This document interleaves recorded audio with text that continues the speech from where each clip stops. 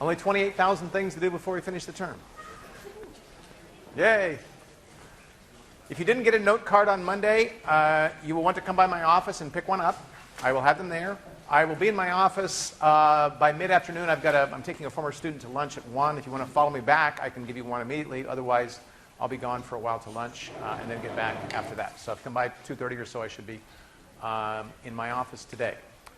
Remember that you have to bring a note card to class even if you don't use it, and you have to get that note card from me. Okay? So make sure that you've got a note card that you've gotten from me that you bring to the final exam. The final exam is 1 week from today at exactly this time, noon. I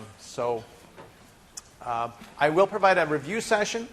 Before that, I haven't set that date yet. I will announce that on Friday. I'm thinking it's probably going to be Sunday evening. That's my tentative plan, and I will videotape it as I have done before. So that's my tentative plan for the review session. I think that's it. Okay, so last time I started talking about the sensory systems, and one of the things I probably didn't say that I should is that the sensory systems are areas of active research. There's a lot about sensory systems that we are only now beginning to unravel. If you have read through the chapter on the sensory systems, I think you will begin to see that. In many places they're talking about ongoing research and evidence that we have certain taste receptors, for example. You'll see when we get talking about touch that it's the least understood of the senses, and that is a very active area of research, as is a smell. I have a former student of mine working at Harvard right now on smell receptors, and a very interesting topic. One of the things I also didn't say, and I'll bring up here relative to smell, was a name that I didn't give you, and it's on there, but I didn't say. I like this name. This is a G protein involved in olfaction, and it's called GOLF, like golf. So this is a specific G protein that is found in the nasal receptors, and it has the function that occurs as you see here. The not all sensory systems use G proteins, but you'll see that I will talk about 3 of them that do, and I'll give you names. They have some kind of cute names as we go through that. Okay. I want to sort of stop talking about smell at this point, talk about taste, and I'm going to come back and sort of compare taste to smell. And as you will see, there is, or as you probably know, there are relations between smell and taste in terms of senses. With smell strongly influences the taste of things that we get. People notice most commonly when they get a cold and they're congested that the food tastes different. And the reason it tastes different is that you're not getting that feedback of the smell receptors in terms of how the taste actually occurs. Taste is very odd compared to smell, even though it's related. It's very odd compared to smell, especially as the signaling systems are organized, as we shall see. Okay? Well, in contrast to what we get with smell, we basically perceive 5 separate distinct tastes. Okay? 5 separate distinct tastes. They are sweet. They are salty. They are umami. I like that one. Umami. They are bitter, and they are sour. And we perceive the 3 on the left as pleasant, and we perceive the 2 on the right as unpleasant. And evolutionarily, this has some significance because these kept us from eating things that were bad for us. Bitter tasting things. The reason we perceive them as bitter is many bitter tasting things actually are bad for us, and so we've evolved this sort of, stay away from this. This is how organisms in the wild, for example, know how to, what to eat and what not to eat. Okay. As you can see looking through these, quite a wide variety of shapes. One ion over here, a different ion over here, and they give very different kinds of signals and very different kinds of perceptions. Excuse me. And I want to emphasize that, again, it's the brain that is making these perceptions what they are. There's nothing inherently tasty about a sodium ion. There's nothing inherently tasty about a glutamate ion. But it's our receptors' interactions with these and the picture that our brain paints, there's that analogy again, that gives us the sense of taste that we have. What is umami? Umami is one of the tastes. What is that taste? Okay, so the most common thing you would associate with it is monosodium glutamate. So monosodium glutamate is used as a flavorant in many foods, and that's what the umami taste is. Yeah. So it's kind of a salty sort of a taste. I'm sorry?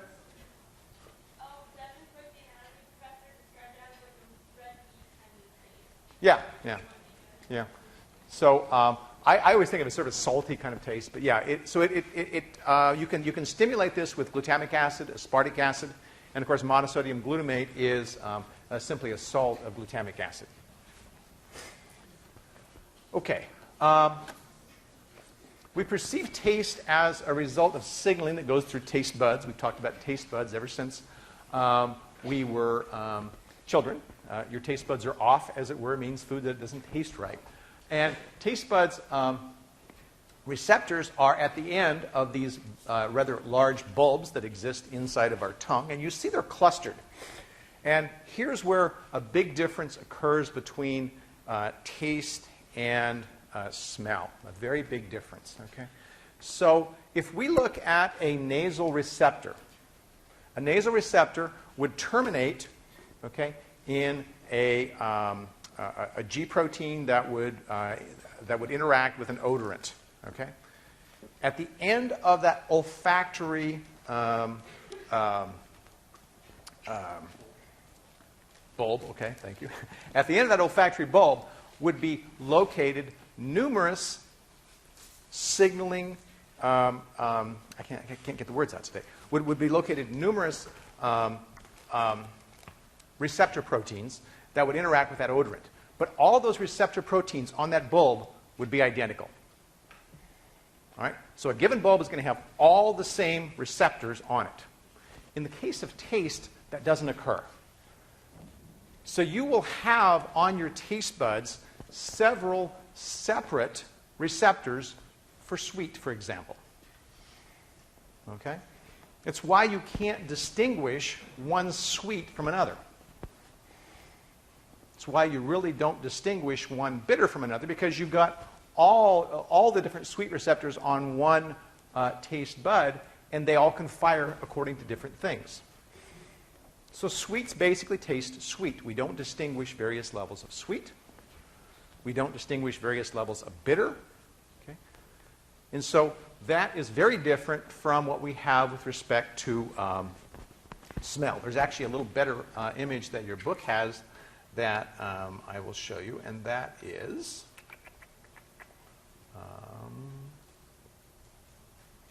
here. Okay? So this schematically shows you what I just told you in words. Here's a given olfactory bulb, all the same identical receptors, all pointing to a specific location in the brain. They may be located at different places in the nose, but they are pointing to a specific location in the brain. It's the pattern that we saw of the signaling from these that gave rise to the many individual smells that we saw. So we can distinguish hundreds, thousands, millions of smells. We can tell them very differently, distinctly from each other because of that patterning that occurs. But if we look at taste, they all get mixed up. So a given bulb, here's a bulb over here, a taste bud over here. It's going to have, here's one sweet receptor, here's a different sweet receptor, here's a different sweet receptor, here's a different one. So any of these guys can fire and say, oh, I got something sweet, and go tell the brain that. All right? So very, very different setup for taste. And it's why we don't. And you say, well, food tastes. I can taste all kinds of different things in food.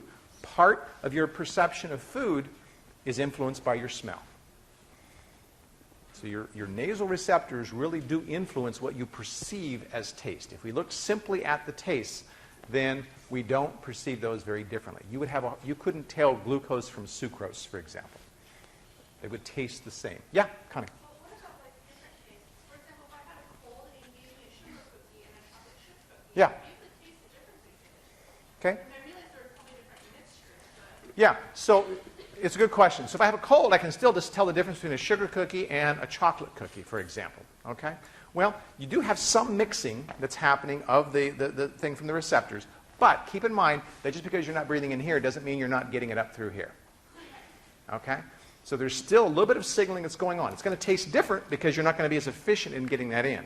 But you will not be able to distinguish those as differently. So if you, on the other hand, take, and sugar is a really good example. Sugar you don't smell. Okay? So I can take sucrose, I can take glucose, I can put it on your tongue. You couldn't tell them apart. Whether you had a cold or didn't have a cold, because there's no vapor that's going in there and says, oh, this one smells slightly differently than this one does. You see the distinction? So that's an important consideration with respect to taste. The apple and the onion trick. The apple and the onion, yeah. So people, if you've ever done this experiment where, and I think you can sort of tell this, but if you plug your nose and give a person blindfolded an apple versus an onion, they will, in some cases, have a difficult time telling the difference between the two. Yes, sir? If all of us have like these sensations, what's the reasoning for preference? Like maybe if I like the smell of one thing versus someone else that doesn't like that smell. Okay, so what's the basis of preference? That's a fairly involved question, actually. It's a good question. Most of our experience with respect to preference actually relate to history and things that we associate with that. So I'm a person, for example, who when I was a child detested tomatoes. And I talk to people around, and I find there's a fair number of people who really don't like tomatoes. How many people here really don't like raw tomatoes? Okay? And yeah, that's kind of interesting. Whereas my sister would go to the garden and she would grab raw tomatoes and she would sit there and eat them like apples. You know? Maybe you don't like apples. That's never matter. I don't know. But I think it's a matter of experience. I was probably made to eat tomatoes at some point. I didn't want to. I don't know. But there's a psychology that enters into this. There may be molecular factors as well. But again, remember that we're really starting to just now understand some of these differences. Okay? Okay. So, taste versus smell. Okay. The G protein that's involved in signaling taste, at least the ones that use G proteins, not all the taste senses use G proteins, but the ones that use G proteins have a G protein we call Gustducin, Gustducin. And this shows a depiction of a specifically stained set of Gustducins that are present in some taste buds.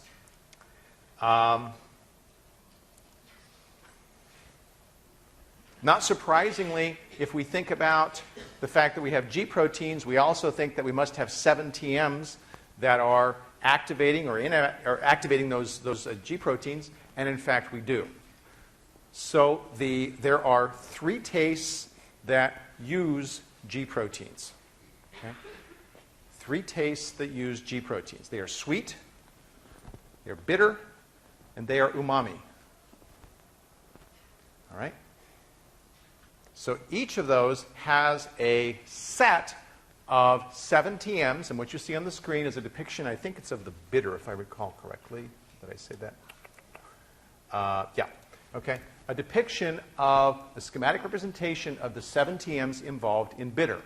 What's the depiction showing us? It shows us, for example, that the blues are found without change in all of the 7 TMs of bitter.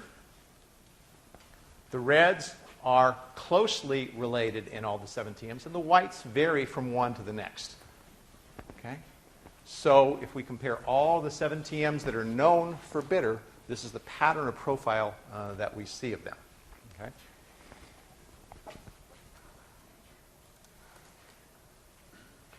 Now, one of the things people have done is they've actually characterized some of these specific 7 TMs to demonstrate that they are, in fact, involved in specific taste sensings. This shows the response of, I think it's a mouse, to signaling happening as a result of having a receptor called T2R, a 7 TM called T2R. When the T2R cells containing T2R are treated with any of these various compounds, you can see there's only one of them that lights up the T2R, and it's a bitter compound called cyclohexamide. That turns out that's actually a poison. These other compounds are also bitter. Saccharin's not, but these other compounds are bitter, but you see that they don't initiate that signaling, telling us, first of all, that 7-TM is specific for a specific type of compound, not unlike we saw with odorants, but remember they get mixed up on the taste bud. Okay? And interestingly, if we take these same mice, we take mice and we delete this T2R from them, what happens is this signal completely disappears. Pretty strong evidence that, in fact, this T2R that we think is involved in bitter signaling, in fact, is involved in bitter signaling. Okay. You said Yeah. saccharin is not bitter. You mean just for that receptor?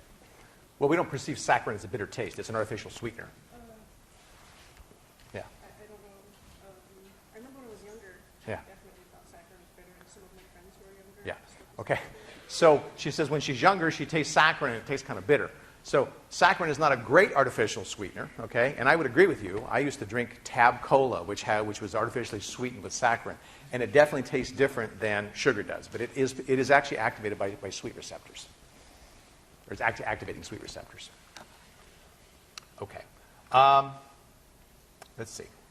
Now, sweet receptors are interesting in that respect, and the sweet receptors have been studied, and they're called T1 receptors. T1R1 is one, T1R2 is another, T1R3 is yet another.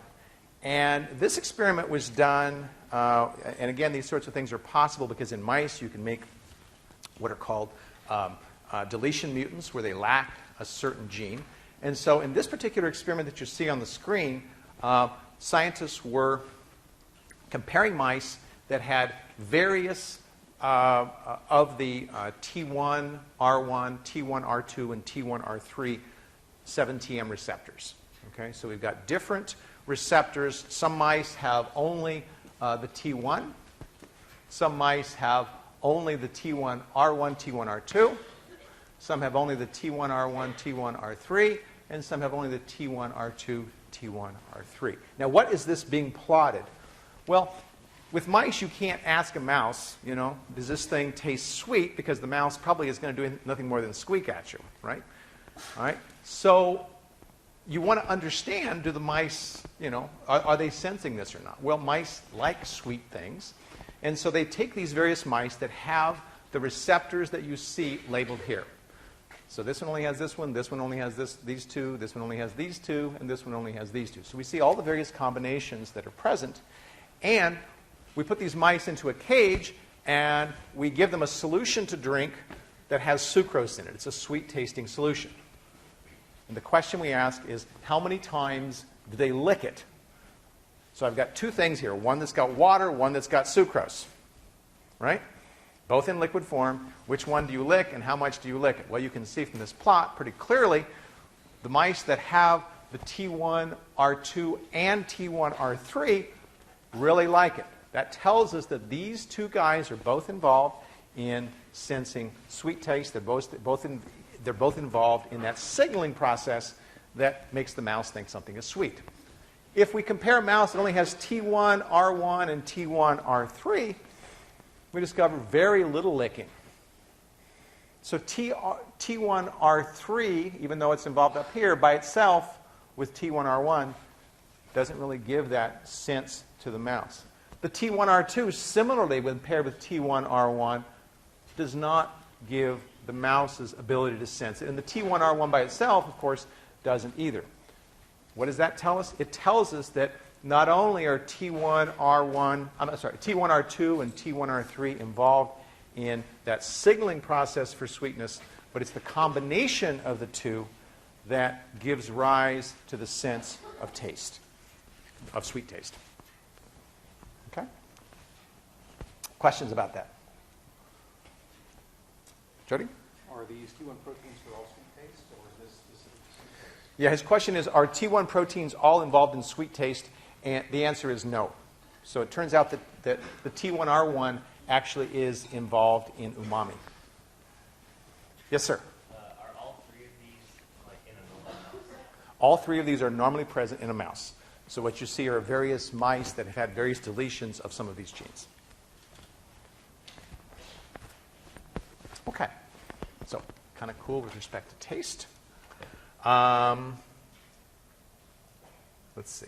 I think that was what I just showed you. All right. The next sense that I want to talk about is that of salty taste, and it's the first of the senses of taste that does not involve a G protein. It does not involve a 7-TM. Okay? And as you will see, this sense of salty taste that I will describe to you is actually pretty simple. All right? It's simpler than the other. We saw the cascade for the other one. We saw I had to activate a G protein. The G protein had to activate adenylate cyclase. Adenylate cyclase had to make cyclic AMP. Cyclic AMP had to open up a channel, and ions had to come in before we signaled that, hey, I tasted something sweet or something bitter or something umami. Okay? Well, with salt, we don't have that. Now, the compound you see on the screen is something that actually blocks the perception of salt. It will block the channels that activate salt signaling. Okay? So a milleride will block the channels I'm getting ready to show you. You want to get rid of somebody's sense of salty taste? Give them a milleride. I'm not sure you'd want to do that. That might be poisonous. I don't know.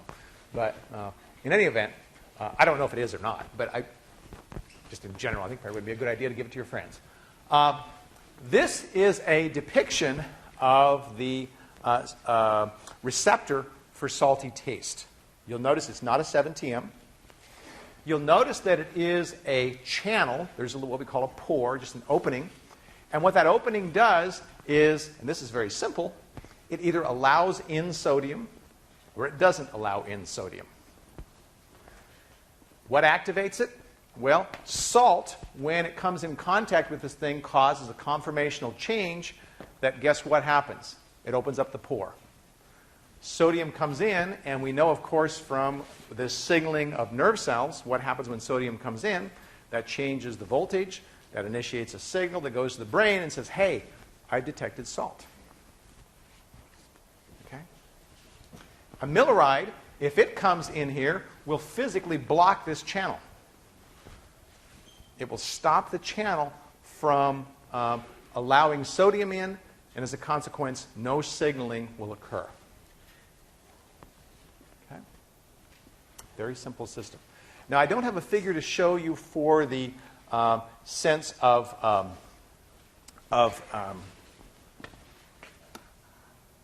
can't get the word here. Sour, thank you.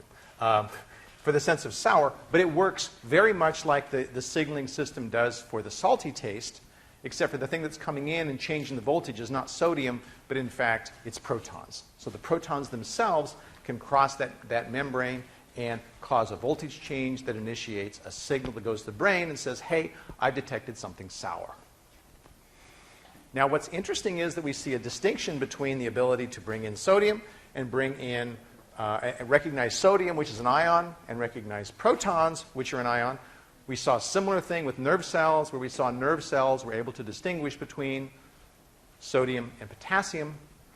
And that was done on the basis of energy differences of the movement of the ion through. Similar things happen here with sodium versus protons. Okay, questions regarding that? Yes, sir? You said that the milleride could be a poison. So, I don't know. I'm just, yeah. well, is it pretty specific for the sodium channel to block? A milleride, as far as I know, is fairly specific for the sodium channels. So Yeah. it could block something involved in neurotransmission, like a sodium channel. Well, this is a nerve transmission. So what's being sent is a signal from a nerve. Yeah, that's what a taste bud is. Okay? So it is blocking nerve transmission. Yes. Okay? Yes? What is spicy? Is that like a combination? Yeah, what is spicy? Spicy is a real good combination and probably is something very much things that you can smell. So smell really strongly influences that. One of the things that I'll talk about later, and this also relates to spicy, is there's one thing that relates to touch that also relates to something that's in our tongue. Okay? And when you think of spicy, you think of, that's hot food. Okay? That's actually a pain receptor. It's not taste. So pain receptors are involved in part of what you're calling spicy food. Now, that isn't necessarily all of it, because other things we think of spicy food are the smell and the combination of other tastes that are there. But I will save that talk about the spiciness or the what we think of as hot when we eat it until I talk about touch, and you'll see that relationship there. Okay? Good question. Yeah. So is spicy food make a allergic reaction, or I'm sorry? is it spicy or hot make your tongue have a allergic reaction? So will a spicy food generate an allergic response? So far as I know, no. It's simply a signaling phenomenon that's occurring. To get an allergic response, you would generally have to get it into the system in some way. And I can't say that it never happens, but I'm not aware of anything happening like that, no. Yes, sir? Spicy foods are activated by different mechanisms anyway, each one unique. Wasabi versus horseradish versus capsaicin, etc. That's a good question. Can the different hot mechanisms that are out there work in different ways? And I suspect they do, Jody. I don't know that. The only one I'm very familiar with is capsaicin.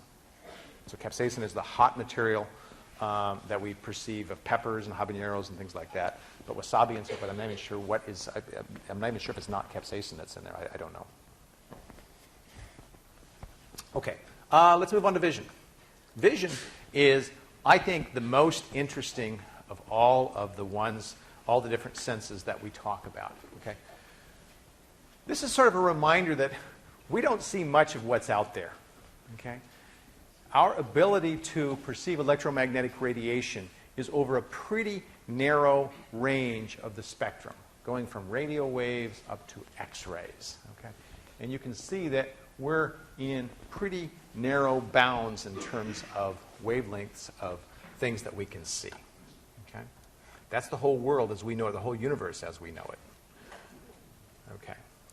Well, the basis of vision is what you see on the screen. Okay? Now, this is the really remarkable thing to me. This compound is known as 11-cis-retinal.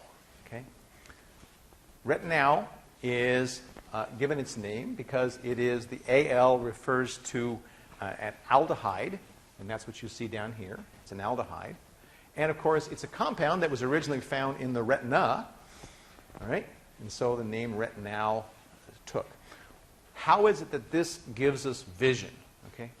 Well, I'm going to say a brief word about it, and then I'm going to show it to you in just a second. But the brief word is that if you look at the double bonds that are out here in this compound, these double bonds are conjugated, meaning it's every other carbon has, or every other bond here has a double bond. And the conjugation of these double bonds makes them receptive to light. And what do I mean by receptive to light? By being receptive to light, they interact with light, and there's enough energy in light to cause them to isomerize. The most susceptible of these is the 11 bond, and it's called the 11. That's why it's called the 11-cis. This is carbon number 7, 8, 9, 10, 11 right there. Okay. And when this guy gets exposed to light, this cis bond right here can flip to the trans configuration. So the exposure of this to light can cause it to go to trans, and the continued exposure to light can also cause it to go back to cis. So we can think of this guy, and I talked about this relative to that bacterial rhodopsin that I said was like the boot kicking the protons out. We talked about the fish, you recall? And I said that what was happening was that we had that bond that was just doing this, going back and forth. That's what's happening in our eyes. This bond is going back and forth. Now, cells are remarkable in the strategies they have evolved to use every piece of information that they can. In our retina, retinal is actually combined with a protein, okay, called opsin to make rhodopsin. So we link retinal through a lysine residue on opsin to make rhodopsin. All right? And there's a variety of names, metarhodopsin and blah, blah, blah. We're not going to worry about those. Rhodopsin, is retinal linked to opsin. Okay? Now, this linkage of retinal to opsin to make rhodopsin actually creates a 7-TM. So rhodopsin is a 7-TM that's found in the retina of our eyes. Okay? We have two types of cells in our eyes, as you probably know. They're called rod cells and cone cells. They both are involved in perception of light, and they both work in similar but yet distinct ways. Okay? This shows an electron micrograph of rod cells in our eye, in the retina of our eye. Okay? I just had an eye exam yesterday, and for the first time they had this really cool laser that scans your retina. Has anybody ever had this done? And you can actually see a 3D image of your retina all the way across the retina. It's absolutely incredible. I've got one small spot on my retina where they've known for some time that the layer is kind of thin. And so it shows up on this display, and it's like, oh, wow. It's absolutely gorgeous. The whole process takes about a minute to scan your retina and give them this plot. And so they follow your retina over time. You know, is it falling apart, et cetera, et cetera. And really an incredible image. Anyway, these rod cells are involved in the perception of light, but not in the color of light. Perception. And they're exquisitely sensitive to photons. Okay? A rod cell can respond to a single photon. That's pretty remarkable. And it happens because of what happens inside of rhodopsin. The other cells that we have in our eyes are called cone cells. And they're not attuned to being sensitive to light per se, but they're attuned to specific wavelengths of light. They give us color vision. Now, you probably never thought about it before, but as you're walking home at night, and it's very dark, you don't see the street in color. You see it in black and white. You ever think about that? For the most part, you don't see it in color when it's very dim. What's happening is your rod cells are signaling, hey, I see light, but I can't tell wavelength because there's not enough light to do it. Okay? So let's talk about rod cells first. And when I talk about rod cells, the very same things happen with cone cells. So there's not a distinction, but they have slightly different wavelengths that they respond to. Okay. Here's an absorption spectrum for rhodopsin. It is fairly broad and occurs over the visible spectrum. That's the guy that's signaling our rod cells and telling us we've seen light. Okay? Here's what happens when 11-cis retinal encounters light. It goes from the cis configuration to the trans configuration. Here's where it was. Here's where it is. Okay? So you can see it was down here, and it moves up here. Notice this, a movement of 5 angstroms. Very, very tiny movement. But I want you to remember something. This is happening inside of a 7-TM. When we make a slight change in the structure of a 7-TM, we've seen over and over what happens to that 7-TM. It's going to affect a G protein, and that G protein is going to make a signal. And that's exactly what's happening as a consequence of the light interacting with the retinal in the rhodopsin. Okay, now, here's the 7-TM. This is now rhodopsin, okay? And, I'm sorry, this is rhodopsin down here. This is just a regular 7-TM that bound to a receptor. This could be, for example, epinephrine interacting with the beta-adrenergic receptor. Slight change in structure, that activated a G protein. Here's light interacting with the vitamin A, which is now shown inside of here, causes a similar slight change in structure. We get signaling. So this is the root of our vision, that change in structure that's happening in rhodopsin. Okay? Well, if we have a G protein, you know something's got to be involved in that signaling. This one's going to confuse you because it's going to be a little backwards to the way that you've seen signaling before. All right? So I need to tell you what's up with this. Here's that signal. Light activates the G protein. G protein activates, binds the GTP. And in this case, we don't see adenylate cyclase involved. We don't see adenylate cyclase involved. Instead, what we see is that the G protein interacts with a phosphodiesterase, a specific phosphodiesterase, activating it. So when this guy has GTP, it interacts with a phosphodiesterase to activate it, and the activation of that phosphodiesterase causes it to cleave cyclic GMP and make GMP. Now, trust me at this point, then I'll explain the rest of it. Okay? So far what we've done is we've activated an enzyme to break down cyclic GMP. So light has essentially resulted in the conversion of cyclic GMP to GMP. Why is that important? Well, it turns out cyclic GMP is normally present in that retinal cell. It's normally present. And when it's present, it's bound to this receptor over here, or I'm sorry, to this channel protein over here. And what it does is when cyclic GMP is sitting in here, this is the backwards part, it opens this channel.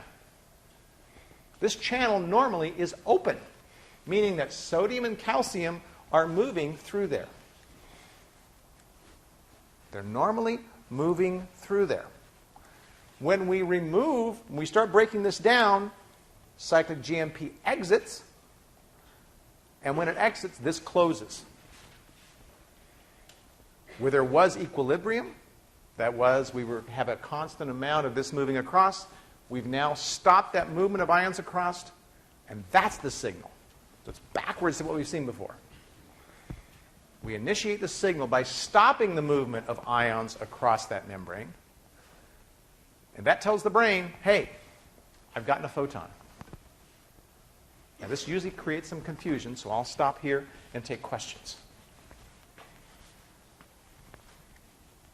You guys are in stunned silence here. Connie? I have a question that's only slightly related to this. From the sounds of it, it sounds like everything we see is like a few milliseconds in the past, because it takes a while for all this to... Yeah. And I'm going to assume that, like, hearing is like the same way, everything is slightly in the past, then how does your brain just like naturally mush those two together? Or is your brain out of sync? Sorry, it's weird, but... No, that's not weird at all. In fact, it's something I think about as well. You're right. We are always seeing everything in the past. What you see has already happened, and you're seeing the effects of it. But that's not unlike looking at a telescope, and you see things that happened millions of years ago. So all the world that we live in is perceived by us now. It does take a while for this to happen. And the remarkable thing to me is that this signaling process can happen where we can see things 1,000 times a second. That's remarkable. When I talk about vision being magical, or vision being the most impressive sense, that's pretty hard to grasp. I have a real hard time getting my head around closing this thing, and that's what gives a signal, and that can happen 1,000 times a second. That blows my mind. Okay? Back over here. So since we're like continually exposed to light, is this sustained or does it cycle through it all? Is this what now? Is this like the stopping the channel or the ions moving through the channel? Is that just sustained or does this somehow cycle through? Yeah. Well, as I say, this is the magical part of this. We're talking about something that you can perceive changes 1,000 times a second. So this system has to reset itself quickly, very quickly. That's the remarkable thing here. Okay? Think about how fast you have to recycle to be able to tell those differences between them. Sight is remarkable in that respect. Back there. You said that it closes the channel, which causes the signal, and I guess I'm having trouble wrapping my mind around that too. It's usually signaling Yeah. imbalance. Yeah. So closing the channel is what actually causes the imbalance. So if I have a sort of, we think of an equilibrium, it's coming through here at a constant rate, okay, I have outside just like inside. But when I close the channel, I don't have that anymore. Because remember, I've got things that are pumping sodium out, right? So if I close this channel, I'm going to have an imbalance. So closing a channel can create an imbalance if it's already been open, and opening a channel can create an imbalance if it's already been closed. It's hard to get your head around, I agree, but that's what's happening here. Over here, Lynn? So when we have a dream, does all these things work? When you have a what? When we have a dream, when we sleep, Yeah, when you dream, what happens? Does all these things still work when you see the Yeah. eyes? I'm told, and I'm no expert on this, but I'm told that your brain is actually painting these images on the back of your retina. I don't know if that's right or not. I don't know. I've heard that. Back over here first, yeah. So why is rhodopsin only sensitive to that very, very small? Why can't we see the ultraviolet or the infrared? The answer is actually the question itself, because rhodopsin only is sensitive to those. That would be evolved without really need. I'm sorry? I mean, did evolution? There was not an evolutionary advantage for us to do that. As I will show you in a little bit, chickens, for example, can see into the infrared. So there are some organisms that have different receptors than we do, and they have abilities to perceive things differently, and there's probably an evolutionary advantage for them having been able to do that. If you think about a chicken, for example, chickens very frequently get predated at night. Okay? And so the ability to see something that's warm coming after you, there's an advantage to that. Human beings probably didn't have that advantage. You had a question? That went right to my question. Okay. Back over here. Is blindness involved with that channel not working? Okay, blindness can be involved in by a lot of things. Non-functional retinal cells would do it. Okay, blocking those channels would do it. Damage to the visual nerve that actually communicates that information back to the brain. All of those can result in blindness. Yes, Lynn? Just a curious question about blindness. If a person is born as blind, well, he still have dreams, see the world with Okay, we're getting off topic, but I'll answer that question because I just saw an article somebody wrote yesterday about it. His question is, if I'm born blind, I've never had vision, do I see things when I dream? And the answer is they do not. They do not, yeah. I'll tell you, actually, I've got a minute, so I'll tell you a cute story. I had worked with a lady that I knew for many years who was going blind for probably the last 10 years of her life. And it was one of the scariest things that she ever went through. She told me, she says, I just can't face the world being blind. And she had macular degeneration that was just getting worse and worse and worse. And she eventually succumbed to the blindness, and she died shortly after that. And I think it wasn't a coincidence that that happened. But as she was laying in her deathbed, the really interesting thing was, I'm sitting here talking to her, and all of a sudden she gets this giant smile on her face. And I said, Frances, what's up? And she says, do you see that? Do you see that? And I said, what? And she's hallucinating that there are people going across her ceiling. And she's delighted because she's seeing something that she hadn't seen. She hadn't seen anything in a few months. She'd been totally blind during that time. And her brain was painting this picture for her that there were people up there. And she wasn't scared of them. I said, well, can you describe them and so forth? And oh, yeah, she had this great detail about them and so forth. So our brain is interesting in that respect. Yeah. Question or comment over here? Yeah. I think you were first, yeah.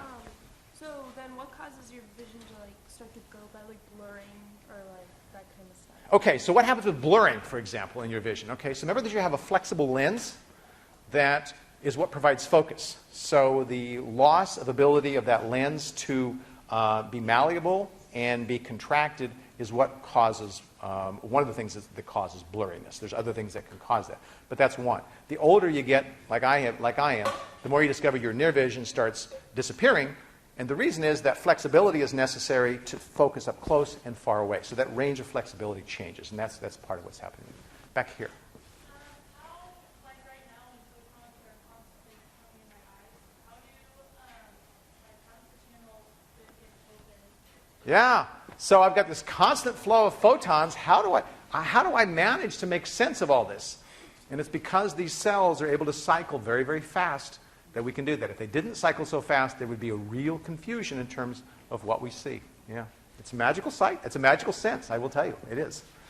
Comment, question? Yeah, I'm still a little confused on what causes the cyclic GMP to leave. Is it possible to ask this? Why does cyclic GMP leave? Okay, good question. Why, if I have hemoglobin, does oxygen leave? It's not covalently bound. So anything that's not covalently bound is always going to have a time in and a time apart, right?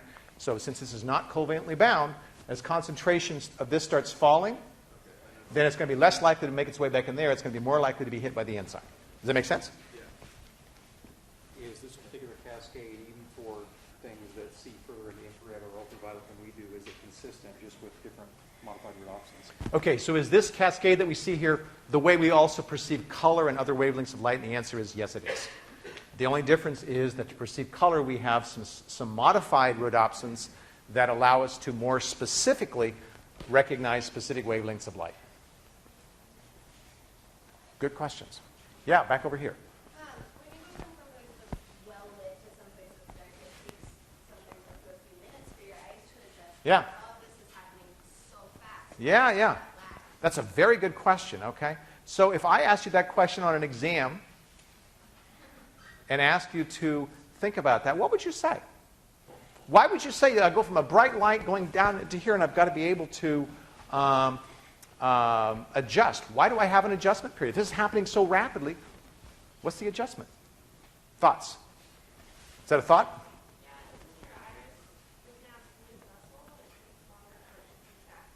Okay, so that's one of the factors. So your iris does change, okay, how open that pupil is, so that is letting light in. That's one factor. Increased production of retinal. No, it's not increased production of retinal, because that would be a metabolic pathway. That would take a while. No. Does it take longer for the equilibrium to reestablish? Does it take longer for the equilibrium to reestablish? Well, it might, but why? Why does it happen for that? The answer I would say is no in general, but if you thought about it, you might think about why that would happen. Yeah, Laura?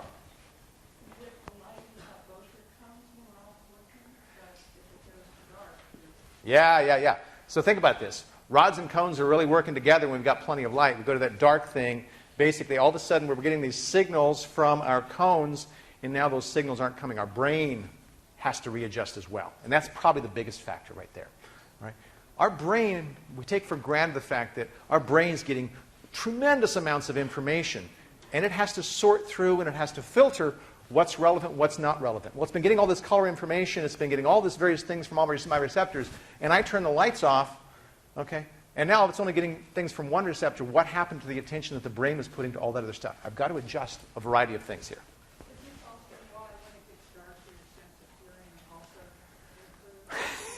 This has to be a whole lecture on these things. Yeah, so her question is, if when it gets dark, our sense of hearing improves, is that part of the reason for that?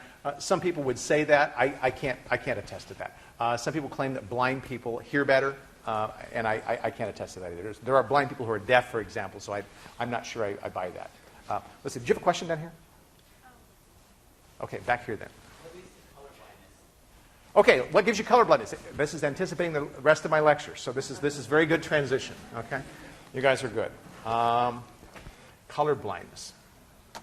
Okay, well, I said that we have the ability in our cones to perceive color, and in our cones, what we see is they have modified forms of rhodopsin. They're related to what's there, but they have slightly different electronic configurations. They all use vitamin A. But because they've got slightly different sequences of amino acids in their opsin, the different forms of opsin, the wavelengths at which that vitamin A absorbs is different than it is in rhodopsin. So we see some that preferentially absorb in the blue, some that preferentially absorb in the green, and some that preferentially absorb in the red. Is there overlap? Yes, there is. Is the brain able to sort that out? Yes, it does. And it does quite well. So what you saw for the rod cells happens in cone cells. And cone cells will, oh, I get red. Oh, I get green. Oh, I get blue. Okay? So they're specific for certain wavelengths of light. Now, answering your question about why do we get colorblind, actually, I'll just do this quickly and then I'll finish. Let's go back here. Okay? It goes right here. It relates to something I've talked about earlier today. Okay? If we look at the various opsins that are present in the cone cells, we see that these are evolutionary relationships that are here in terms of sequence. Okay? There's rhodopsin. We see that the red and green evolved from rhodopsin, and they're very closely related to each other. It turns out that this is the basis of color blindness, as we will see. Okay? Blue evolved in a different direction, is not closely related to those. Okay? Chickens have a different red receptor than we do. And in fact, their red receptor is more receptive to infrared light than our red receptor is. You can also see that it evolved quite a bit differently from rhodopsin compared to these others. The chickens also have a variety of other pigments there that they use to sense color. Okay? Mouse doesn't see red. Okay? Dogs don't see red. They haven't evolved what we have here. Now, I'm running out of time, so I'm going to have to stop right there. I will come back and answer your question at the beginning of next time into how we, or why we are colorblind. Okay?